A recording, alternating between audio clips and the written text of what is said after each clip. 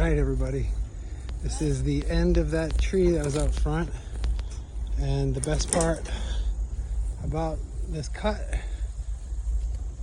was this line right here.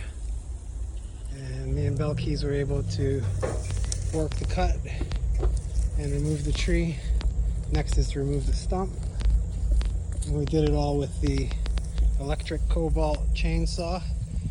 We had the 2.0 amp and the 6.0 amp, and we ended up using the 6.0 amp when we got to the thick part of the base part of the tree, because all the cuts that got us to the base part of the tree drained the 2.0 battery, which is fine.